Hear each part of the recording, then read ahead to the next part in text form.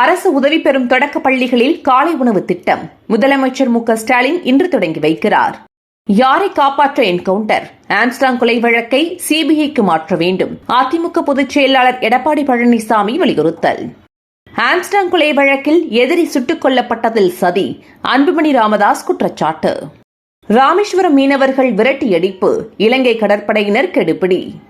2026 சட்டமன்ற தேர்தல் வெற்றிக்கு முன்னோட்டமாக விக்கிரவாண்டி இடைத்தேர்தல் அமைந்துள்ளது.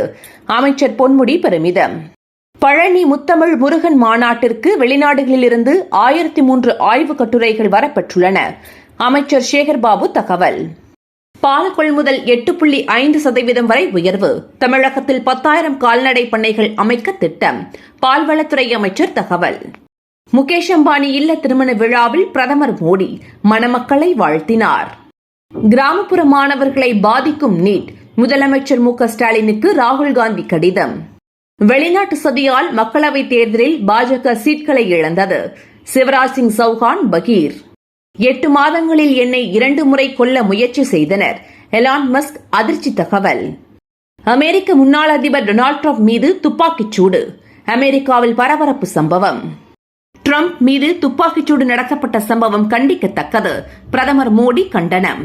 நான் தான் ரோஹித்தை கேப்டனாக நியமித்தேன் என்பதையே மறந்துவிட்டனர். கங்குலி ஆதங்கம். தமிழ்நாட்டில் 3 நாட்களுக்கு 5 மாவட்டங்களில் கனமழைக்கு வாய்ப்பு. வானிலை ஆய்வு மையம் அறிவிப்பு. தினந்தோறும் காலை தலைப்புச் செய்திகளை உடனுக்குடன் தெரிந்து கொள்ள வணக்கம் இந்தியா நியூஸுடன் இணைந்திருங்கள்.